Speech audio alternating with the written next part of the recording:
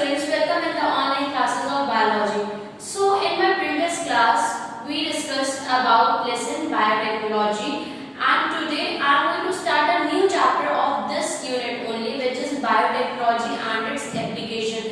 That how this biotechnology is applied in our day-to-day life for the welfare of human beings. So first of all, critical research areas of biotechnologies like mapping of genome of plants and animals, cloning of animals, stem cell therapy, tissue engineering, transgenic animals and plants, automated gene, protein sequencing, nanotechnology and RNA. All these things are done with the help of biotechnology, but still some critical situations were there, some problems are there. But today we are going to discuss about the applications, that where this biotechnology is applied and it became useful for human beings. So the first field where this is applied is the field of therapeutics.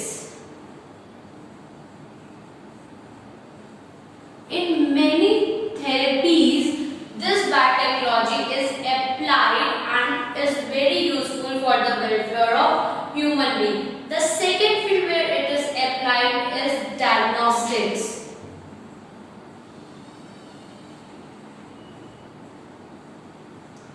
How? Because many diseases are diagnosed with the help of biotechnology, with the help of this modern technology of science. So in the diagnosis only this biotechnology is applied and is useful for human beings. Second thing which is where this biotechnology is applied is genetically modified crops.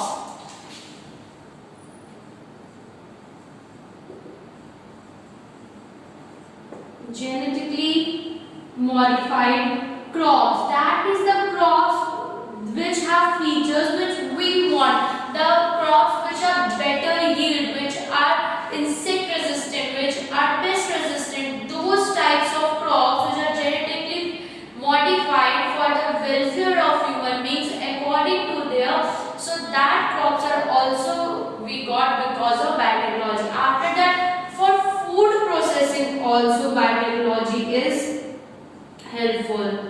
For food processing, food is also processed with the help of biotechnology. Other than this, bioremediation is also done.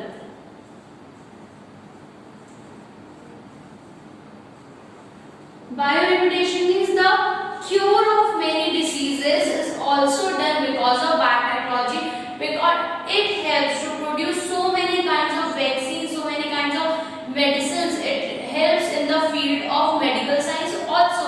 Therefore, bioremediation is also possible because of biotechnology. Other than this, waste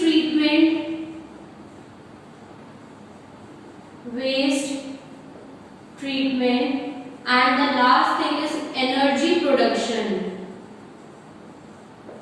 Energy production.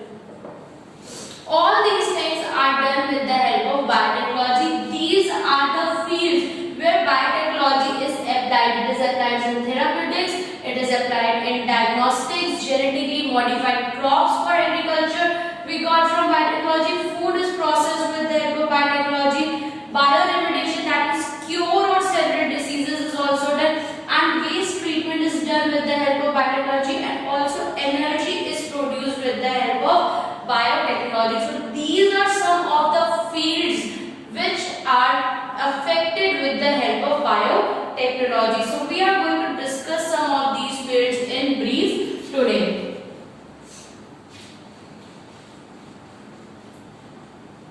So the first thing which we are going to discuss today is biotechnology application in agriculture.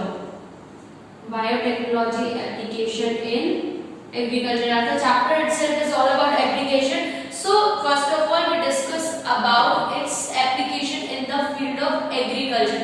Agriculture means crop yielding. We got crops from the help of agriculture, and many goals of agriculture are to grow much food as much as possible, because with the growing population day by day, food requirement requirement is growing day by day, and to fulfill the food requirement of this large population, we need more food, and this more food is the basic requirement for the field of agriculture.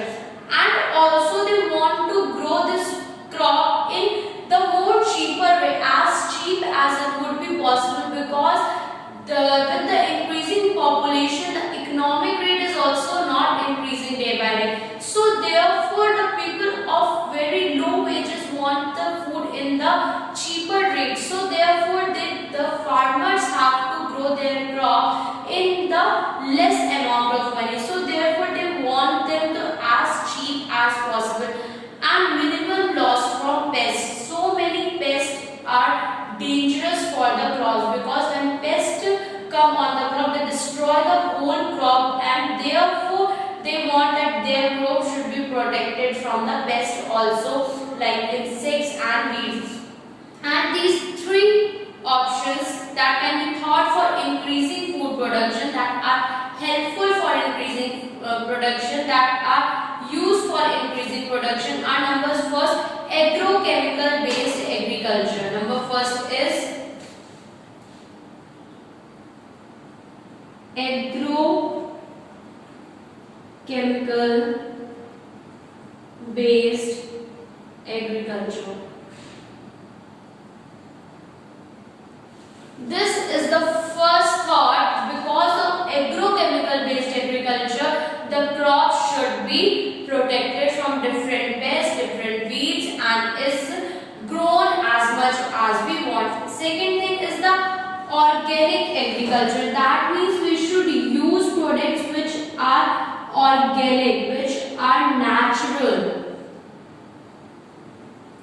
Organic agriculture is the second thought for doing biotechnology used in agriculture. And the third thing is genetically engineered crop.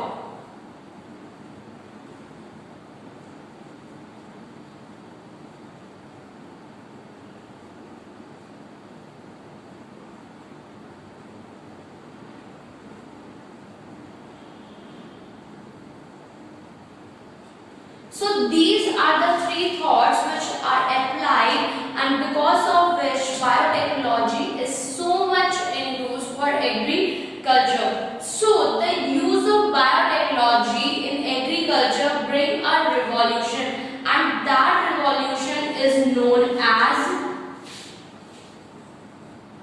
Green Revolution.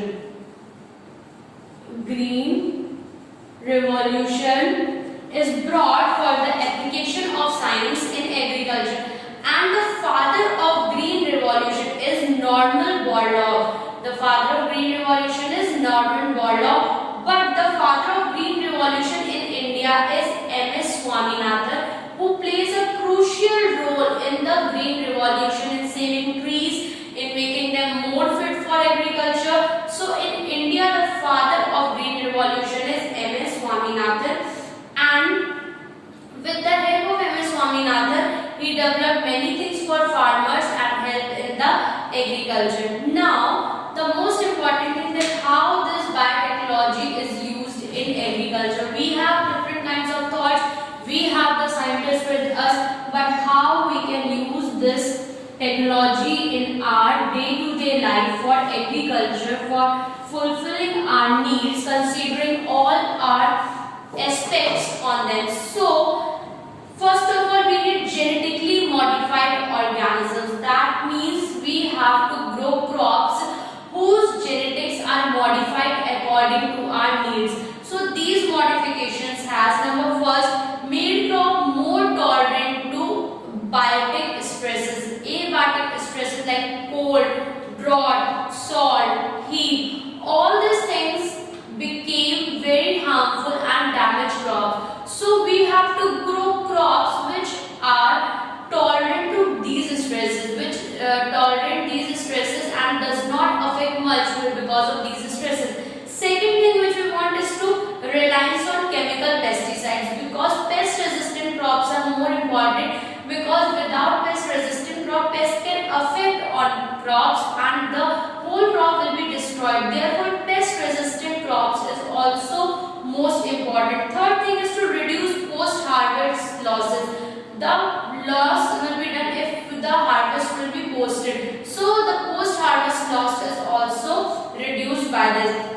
Increase efficiency of mineral usage by plants. The minerals which are plants requirement is also increased, and enhance nutritional value of food. For example, vitamin A enriched rice is very important. So these are some of the things which we need to grow, and for this only we need genetically modified organisms. And this, in addition to this, GM has been used to create tailor-made plants to supply alternative resources to industries in the form of starches, fuels, and also as pharmaceuticals. Now coming to some of the things which are genetically modified, which are formed because of genetically modification. The first thing is Bt toxin. Bt toxin. This is the thing which is an important one. To promote insect resistance, many crops have been given a gene called Bt, and this gene is obtained from the soil bacterium whose name is Bacillus thuringiensis, and Bt is the short form for that Bacillus thuringiensis, and the protein encoded by the Bt gene damages the digestive tract of the insect but not of mammals. That means we are safe from that. And this toxin Bt protein is called Bt toxin, and Bt toxin gene has been cloned from the bacteria and been expressed in plants to provide resistance to insects within the need for insecticides. A number of Bt genes have been isolated from B. thuringiensis and used for transformation of cotton, corn, rice, tomato, potato, and soybean, etc. So basically, Bt toxin means the toxin which we got from bacteria whose name is Bacillus thuringiensis. Bacillus thuringiensis. So this B and this T is used together, and this toxin named as Bt.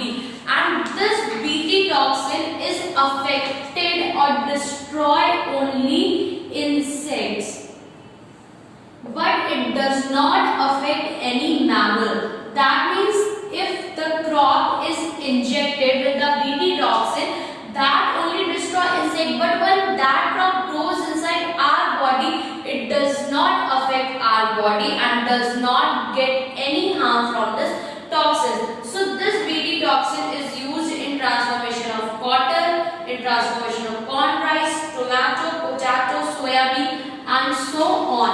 And now we will discuss about Bt cotton, which we get from Bt toxin.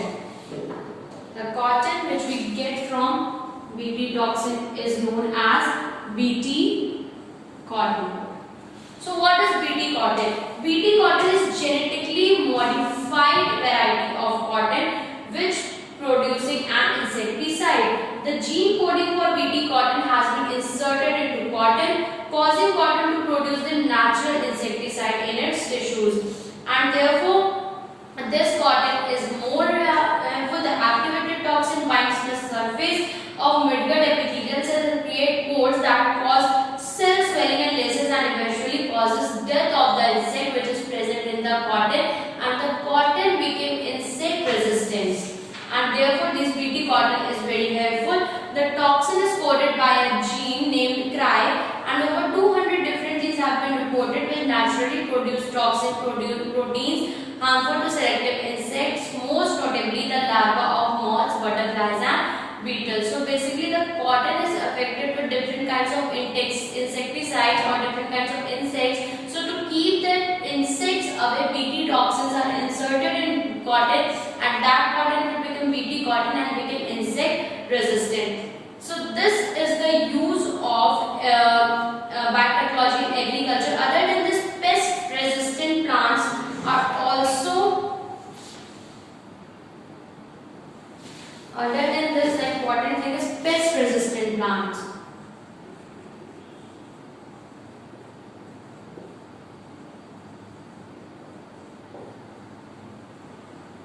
Pest resistant plants mean the pest cannot feed on that plant or cannot brought any harm to that that kind of pest. So that pest resistant plants are also there, and uridine is a natural anticoagulant of leech. Chemically it is a protein which prevents blood clotting. Its gene was chemically synthesized and introduced in Brassica campestris or Brassica napis. So Brassica plant is saved because of uridine kind of chemicals. So different chemicals